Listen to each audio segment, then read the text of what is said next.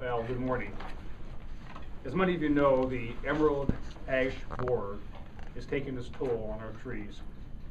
Nobody could have predicted the devastation caused by this insect. It's estimated about 12,000 trees will come down over the next 10 years. That represents about 25% of the street trees in our city. Our historic tree canopy is an important part of our community, our neighborhoods, and quite frankly, to me. We may not have beaches or mountains, but we have a beautiful tree canopy, and it's worth preserving. That's why I'm committed to funding, and I'm committing today to an additional $900,000 to address this problem. My administration is committed to resolving this issue, and based on our recommendations that we received from the Tree Task Force, we have developed a plan to remove the dead trees and to start a replacement plan. The immediate short-term answer is to remove the dead trees and stumps for public safety reasons. A dead or weakened tree threatens the safety of our citizens. Dead trees and limbs can fall on people, cars, and homes. We must remove these safety risks. The long-term solution is tree replacement to maintain our urban canopy. This action is part of a 10-year process, and we will continue looking for additional funding options. But I can assure you we will not risk public safety. It's our responsibility to be good stewards of this natural resource, and we must continue to look for additional funding. This year, we will remove 3,000 ash trees killed by the emerald ash borer, and we will plant 1,200 new trees this year. We plan to continue looking for additional funding until we can replace nearly all of the trees. At this point, Moll will share with you a little more about the plan. Al? Thank you, Mayor. First, and also thank you for having the administration step up to help deal with this, because frankly we were out of options, and really this is an option that, as the Mayor said, public safety was number one. Again, this is part of a 10-year process. First and foremost is removal of trees, of dead trees, and then stump removal. Then over time, replace the trees. Just give you an example. I think I have a chart up here that shows you kind of how we're looking at that. But really, we have about, starting the first year, about 55,000 street trees. We've already lost 2,000 ash over the last couple years, and frankly, our plan was this was going to take about 15 years, but the process accelerated, and now we see we've already identified 2,000 that we need to remove. We know at a minimum we'll have another 1,000 next year, and so we're looking at about 3,000 a year for the next 3 years. We typically lose about 500 a year anyway, so actually you're going down about 3,500 a year for the next 3 years. The intent, though, is to for the next 3 years to replace about 1,200 trees a year, and then as the cost of the removal and stump removal kind of subside, we can accelerate the replacement process to about 1,800 trees a year.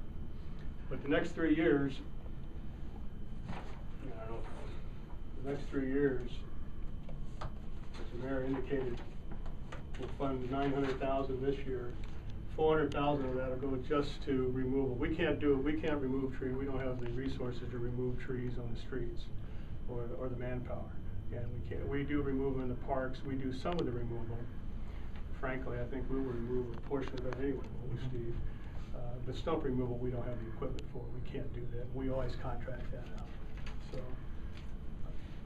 tree replacement, again, that's about 1,200 a year for the next 3 years. And you can see from 2014 to 2020 what it's going to shine. Now, none of this is funded yet, but that's what it's going to take. We're going to contract, we need some help, just manpower-wise, to help us identify the process. What will happen is we will get some help. Chad Tinkler, our arborist, is actually on vacation this week. It's about the only time he's going to be able to take vacation. And he's really been key to setting up this game plan along with Steve, who heads up our superintendent of parks. We're also going to treat a small portion of the trees.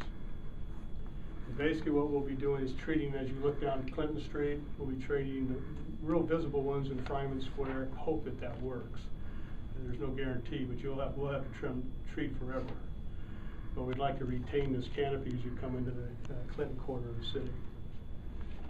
But anyway, that's what we've got planned up. We're going to have to get some equipment, but we would have had to replace equipment anyway. We're adding it to this, but we've got equipment that's getting old anyway. Concentration by district, which is kind of, there we go. If you take a look at the districts and the quadrants, it's, you know, it's fairly well spread evenly along the districts, although districts 2, 5, and 6 comprise about 2/3 of the issue. And then by quadrant, heavy concentration in the northeast, but that takes in District 2, District 1, and then kind of bleeds in. But the core of the city is really where a lot of your loss will be.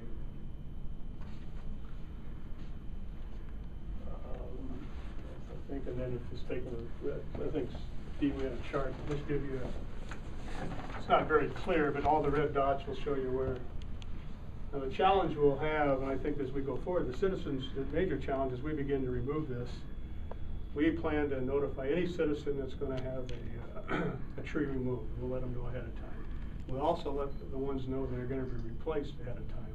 The challenge will be they're going to be removing at a much quicker pace than we're replacing. And so we'll try to blend that evenly throughout the city and by quadrant. But and if a neighborhood is really struck really bad, we'll probably focus in on that if it's totally all ash. But citizens also have another opportunity. I mean, they do have the option if a citizen wants to, you know, if they see their trees not being replaced, they do have the option of contacting us. The full cost of a tree is $150, and we'll replace it and take care of it. Because we'll have already removed it and taken the stump out. Or they have an opportunity through the Citizen Match Program, which we'll match up to $75, but that's on our first come, first served basis, so you'd have that, those funds get dried up fairly quickly. That's a great program.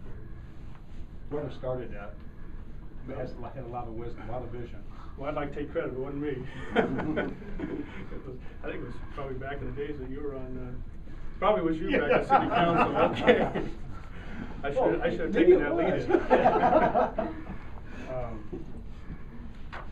But we kind of, one thing we did follow the Michigan model and of loss, because they lost everything up in Detroit. Toledo lost everything. But ours is now being on a faster pace. That's why our initial projections were a little, we were hoping this would drag out a little longer, but ours were more accelerating. I think that was driven, I Steve, by the drought. It's just been hit quicker. And there's not a whole lot we can do about treatment, because once it's here, it's done. Everything's infested. Again, we're only talking about the street trees. Park trees we think you can handle as a separate issue and fund through our normal operations. And then private citizens, we don't know what the impact is on private property. Each individual will have to assess that on their own. But I guess in this case, I'd sum up with one comment. Unfortunately, in this case, I guess money does grow on trees. So that's unfortunate. And unfortunately, going forward, we don't really have a lot of opportunities for funding. We'll try to look, as the mayor was indicating, we'll try to look at federal funding. Hopefully, there'll be something. Detroit was able to take advantage of that, and so was Chicago a couple of years ago, but that money's been used up. So we'll still go after it, but whether we get it there, and we'll try the state level. We do get some small grants from the state, which will help a little bit, and we're going to sell the trees off, the logs off to generate some revenue. But that's minuscule to the whole impact of the cost of this program. That's it, unless you have any questions. We're just pleased that the administration stepped up to help us out on this, and I think the community really benefits from this. And really, we had no option. And as the mayor said, safety was first.